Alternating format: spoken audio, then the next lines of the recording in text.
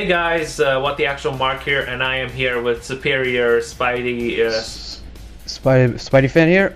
And we're going to be talking about the spoilers from Spider-Man Homecoming. And we'll start that off with you.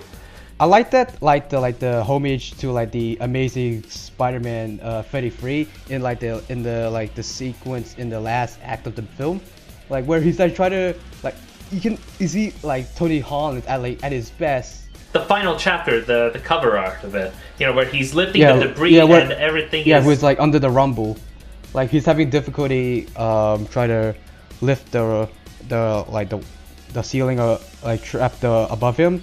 And then there was the one shot of him looking down at his mask, and one side of his face is Spider-Man, the other side of Spider-Man. And I really liked it. And what I really loved about this film was that he kept saying, "Come on, Peter Parker," and then at the end he just said, "Come on, Spider-Man, you can do it." So this is basically just a transformation from Peter Parker to becoming Spider-Man full time. Yeah, it's a bit like a best homage to the comics, and it's actually my favorite scenes from the movie overall. It's my top first favorite scene so far in the Spider-Man MCU scene, and I actually really like that very much. And the next thing, actually this thing is actually kind of a nitpicky, but I actually really don't like this thing. As we all know, he's got his his traditional classic suit from Tony Stark, right? It's all high techy and all stuff. Actually, if you seen the final sequence you see him Tony Stark make another high tech suit, the Iron Spider suit. To me it just kind of cheeses me off. Why didn't he just just stick to the regular clothing version of that suit? To me, it's actually gives the idea that Peter Parker's trying to be self-dependent, make able to do things on his own. The only reason we would have that high-tech suit is for his introduction into Infinity War, where he had to go face Thanos. Well, I love the fact that we are finally seeing the Iron Spider suit, and then seeing Tom Holland in mocap probably means that he is going to wear the Iron Spider suit in the Infinity War. But what I really liked about the scene that happened with the Iron Spider suit, that was supposed to a throwback to Civil War, where he revealed his identity to the world, and he just went you know what? I'm not going to tell everyone who I am. Spider-Man is what I really am. I'm not going to tell everyone. I need to keep everyone safe. And this is something I was really worried about what's going to happen in the film. Peter Parker is going to reveal himself to the world as Spider-Man. He gets the Iron Spider suit, and then we're going to have this final swing. I'm just really happy it never happened. I'm just really happy that he never told anyone who he is. Yeah. Oh, and there's also a scene a few minutes after Peter Parker leave the New Avengers facility. You see Gwyneth Paltrow coming back, and all of a sudden she's back together with Tony Stark, even though they kind of broke up in Captain America Civil War because but they come back together. They came back together. Is Pepper here? I didn't see her. We're kind of Pregnant? no, definitely not. We're taking a break. I also like the nod at the bit where Tony Stark asked for a ring, and Happy Hogan says, "Oh, where is it?" And had this ring since 2008, which is actually the year that the Iron Man came out. So basically, Happy Hogan was a big pepperoni shipper since the beginning of the Marvel Cinematic Universe. Yeah, pretty much. Along with holy crap! It's been around for that long. I never thought they would actually give a throwback. It's been 9 years since the film came out. I really enjoyed it. I kind of definitely picked up on that. And when I said that he's not going to reveal anyone his true identity, guess what happens after that? Aunt May finally knows who Spider-Man is, and then the last thing we hear before the end credits is, "What the fuck?" Yeah. That was really funny, but at the same time, it kind of, I kind of don't like it, because I kind of would expected her to find out his identity probably at the third film, since that every third film in the Marvel Universe has to be dramatic. Except for Yeah. Iron Man 3 because it was kind of over the top. Yeah, not really like I don't really don't like that kind of reveal to like anime either. To find out he's Spider-Man in like such a hilarious way. I was hoping it might like she would find out in her own way, not like in just stupid fashion. Like how like Rosemary Harris said her lines like, "There's a hero in all of us." Like I think that's one way to show that she does know Peter is Spider-Man. It's just that it doesn't feel like she want to reveal it, and I think that's kind of like. I felt they should do something like that with this one. Yeah, yeah, definitely. And what you know, at least in the Amazing Spider-Man films, you can get the idea that Sally feels Aunt May knows that Peter Parker is Spider-Man. She just does not want to tell anyone, especially at the end of the first film, where she sees Peter with eggs and with bruises around his face, and then and you know what? At the contrary of the Amazing Spider-Man 2.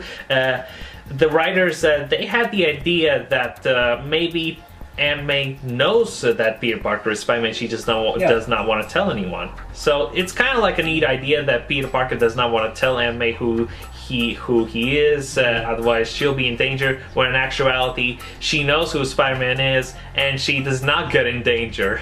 Yeah.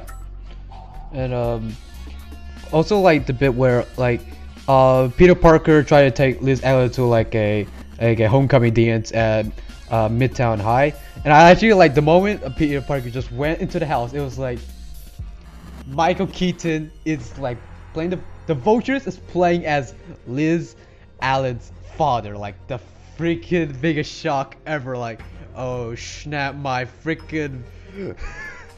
Like it would have been the most biggest tragic ever. It's like having your villain of like the week as your freaking father-in-law. That would be like the worst possible thing that could happen to you. Yeah, we just went like Channing Tatum from 22 Jump Street, where you know that scene where you're just like, Oh shit!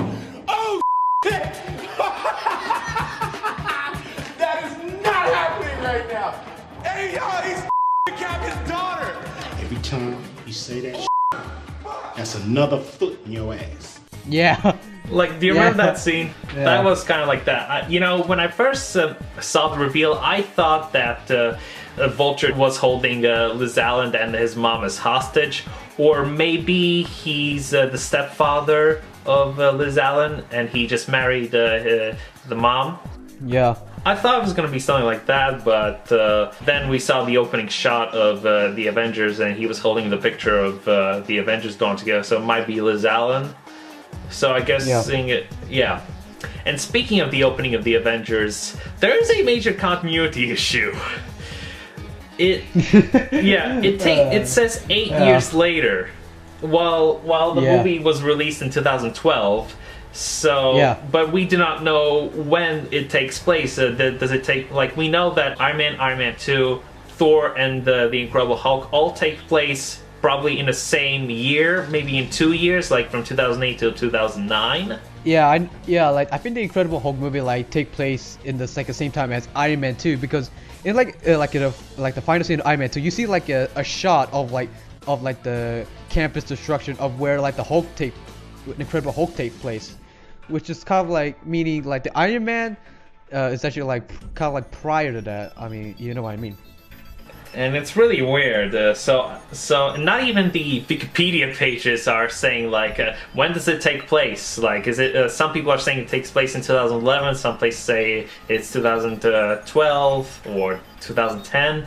It's confusing. It's really confusing. But he does say that Peter Parker was like 5 years old when Iron Man happened, and then when the Avengers happened, Peter Parker was like 10 years old. And then in Homecoming, he says that he's 15 years old. So, Marvel, what's the truth? So let's talk about the Michelle reveal. She is in fact MJ, but not as in Mary Jane Watson. She's Michelle Jones. Yeah, just like Michelle and like another name that starts with like a J. Just not Mary Jane Watson, just MJ. Like I feel like these like the director and the producer just forcing the MJ joke a little bit off set here. Like there's a time like even advertisement where like Peter Parker just went into like watching a match in Avengers Tower, and there's like he even like said himself MJ, and it's actually I don't know. I think it's like Michael. Yeah, like I think they're like forcing like MJ jokes into a little bit way too much. I think. I definitely agree because honestly, if they were going to introduce MJ, Michelle should have just said that if she can bring a friend to her, you know, because she's now like the team captain, and Peter asks what's the name, and Michelle doesn't, as awkward as she is, she just says, oh, "I'm not going to tell you that," but she does call you Tiger. Like, imagine that. Like, that could have been like a great hint or reveal that she has a friend named Mary Jane. Yeah. Like, but honestly, my problem with that is the reveal. Like, all of a sudden, she's called like Robin from The Dark Knight Rises or Talia from The Dark Knight Rises. Like, all of a sudden, that just happened. And Avengers Tower is getting sold. He's relocating somewhere. Yeah, relocate like all of his Iron Man stuff to like New Avengers. So I heard facility. I mean, I heard that he's gonna like sell like Avengers Tower to like some. He's not even. I don't think he's gonna like put it back into his like name. I think like he's not gonna switch from Avengers to Stark Tower. He just like full on sell off the tower to someone. I think, which is. Yeah, but we'll get to that. You know what? You know, I definitely have like some theories that who might have the tower. Like, some people might say that it's Parker Industries, but the problem about that is that he is too young to have his own industry. So another, well, Daily Bugle can't be that because the Daily Bugle already exists. They already had the newspaper based on the Washington Monument incident. The third one is. Third one, people are saying that it might be Baxter Building because, you know, with Fantastic Four might happen.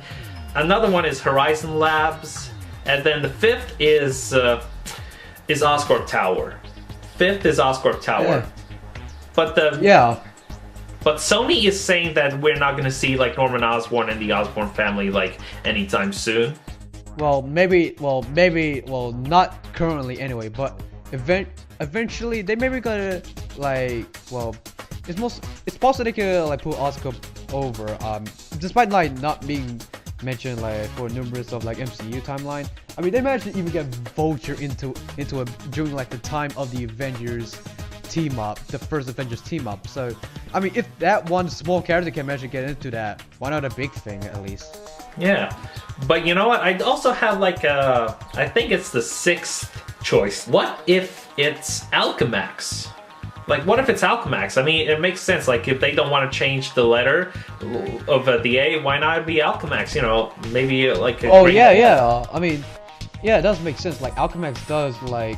I mean, in the comics, Alchemax like take over Horizon Labs as like it's I mean, it's possible. It's possible Alchemax could at least take over like Stark Tower as its own main facility, as like the Avengers did. I mean, and plus they even like, I mean, plus the initials is actually start with an A, so it's possible. Maybe it also can be a major confirmation that 2099, you know, Spider-Man could happen, you know, like Miguel O'Hara, but he's not born yet, so we're gonna have to wait until very long for that to happen. And speaking of different Spider-Man, Miles Morales exists in the Marvel Cinematic Universe. And that's because he's because like of Aaron Davis as the Prowler. He was interrogated and Donald now Glover. He's actually he did. I mean the guy that's its inspiration for like Miles Morales somehow in this movie. Even I mean, if you just notice like his color of his shirt kind of like matches his like, it does make sense. Yeah, definitely, it does make sense. And in the film he does he said something about like one having he was in the arms deal with the Shocker, you know, Montana, the Shocker, not Herman Schultz. He was offering something like the Claws, I believe, the Claws, and this definitely is a confirmation that he's the Prowler.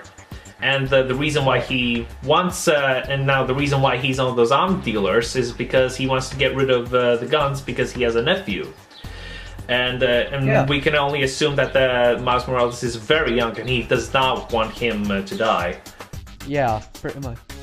And speaking of like you mentioned like a possibility of, like involving like Alchemax and possibly like Spider-Man 2099.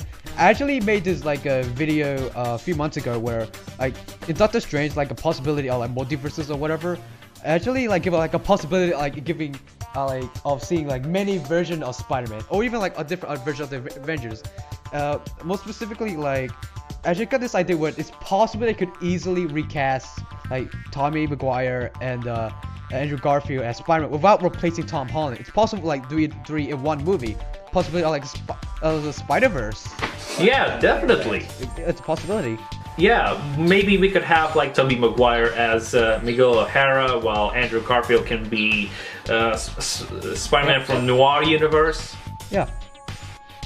Now let's talk about the future of the Marvel Cinematic Universe as a whole. Like when Happy Hogan was loading up the trucks, with the boxes for the plane, he said the new Hulkbuster armor, and then there's the Thor's magic belt, which we might see in the... And then there's also Cap's prototype shield, which might be a hologram shield, because maybe, because we're gonna go into space and it's gonna be the future. It has to look like futuristic and stuff, and high tech. So because in Captain America: Civil War, Steve leaves Tony Afonio because he might then need help, and then he's probably gonna need to make everyone look cooler. Yeah, he does. I mean, it's possible. Yeah, like make everyone look cooler and all that. Yeah, like he did mention that in Age of Ultron, I think. Yeah, he makes everyone cooler. Yeah. Lab's all set up, boss. Oh, actually, he's the boss. I just pay for everything and design everything and make everyone look cooler. And then what's really surprising is that we've seen like Voltron was grabbing in a box of arc reactors, so maybe they might be for the new Iron Legion that we saw in the concept art for Avengers Infinity War. Yeah, like his new armor right now. I think that's gonna be Mark 48, I think, because like in Civil War, if you count like the Mark 46 and Homecoming, Mark 47. Yeah, pretty much. And I think I actually do like the look of that armor look, by the way. It actually does look sleeker. I mean, actually also like the helmet design even better. Though I still think the Mark 6 is still my favorite. I mean, I find out like that overall better design compared to all of the Iron Man suits. Now here's one little thing. Ultron's head appeared very briefly. I thought it was like the head of the T-800, but it's actually Ultron's head, and it's still active. There's like, it was there's like a red. piece of like Ultron's head. It like what does Tony want to do with it? Is he trying to make it perfect, or is he going to sell it to Hank Pym? Like, I know Hank Pym does not appreciate Tony Stark, but at least, like maybe Hank Pym would probably try to make it better than what Tony did. And as a matter of fact, in like one of the concept art for like Infinity War, we see him like trying to make another round of like the Iron Legion. I mean, it's possible he could go that route again, despite the mistakes he's had in the past. Yeah, but maybe like, he's just like desperate to go against Thanos and all that. Yeah, definitely. But I'm pretty sure the mistake he made was using the technology that was in the scepter. But that's not anything involved with Spider-Man: Homecoming. And now let's talk about the after credit scene, which is Michael Mando is Mac Gargan as Scorpion. Yeah. And like in a prison scene where like he's. Even though he's only been there for like a fraction of a second in the movie during that boat scene. Yeah, and then he got hit in the face with a car, and he managed to survive. Yeah, like what the heck? Like how no ordinary human being could survive that. He's not even in his like freaking Scorpion age yet. Yeah, definitely. And just to let everyone know, thankfully, Vulture survives. So because I was really scared, I thought he was gonna die, but. I was really scared. But thankfully, this is something what they kept from the Amazing Spider-Man. What made it, somewhat better is that they kept the villains alive. Yeah, and it's possible they could like do like a setup for Sinister Six. Like I mean, do something like what Mark Webb franchise couldn't do. Like they do. It's pretty much like setting up trying to fix their mistakes by doing something they couldn't do.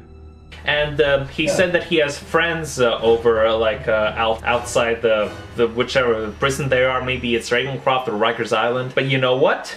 Maybe they are definitely setting up Sinister Six, because right now we have Vulture, Shocker, and Scorpion alive, and now Sony is probably developing a Mysterio and Kraven spin-off films for some reason. But then again, Amy Pascal said that they are in the same world but in a different reality. So maybe we could see that. Or maybe with the same world, different reality, maybe they could probably set up a Spider-Verse type of film, you know. Maybe we could see like a different kind of... I mentioned before, they could possibly set up like a Spider-Verse film, like a bunch of like different versions of the villains getting work together, try to destroy each version of Spider-Man, pull out like time and space. Definitely. It would be, but then again, we don't know about the future of the Spider-Man movies very much, and now let's talk about the Easter eggs. I noticed there was Bendis graffiti, Bendis name when during the nighttime scene, you know, when Spider-Man was on rooftops trying to save, you know, like save the day and stuff. Like I thought, oh yeah, that's Brian Michael Bendis. Yeah. That was his name. I also like the throwback of like, you know, like the Midtown High science and technology shirt where it actually says established since 1962, I think, is it? Or 1962? Like, I'm pretty sure that's meant to be like one of the throwbacks to like the first day that Spider-Man comics came to existence. I think so. One of the Howling Commandos is confirmed to be one of the teachers in the Midtown High. I like that, the fact that they confirmed it. But they never mentioned anything about Peter Parker being in Iron Man 2, apart from the fact that Tom Holland confirmed that Peter Parker was in Iron Man 2 before they made a deal with Sony. Yeah, like that's one of like the funniest things ever. It's just like, it's almost like they actually they try to sneak him in there without them realizing, oh, that's Peter Parker, we have to sue Marvel because he's in there. But they actually put that as a, well, yeah, it's actually kind of clever. Like they actually established him before they even made a deal. That's kind of clever. Yeah, and it's almost like that makes the line I was trying to be like Hugh much more sense, if you think about it. Yeah, like that's kind of and then like Tony was like, I want you to be better. Irony ever. That's like the biggest irony ever. It was the biggest irony since Iron Man, the first one, you know, where he was literally hit by a missile that literally had Tony Stark's name on it. Yeah.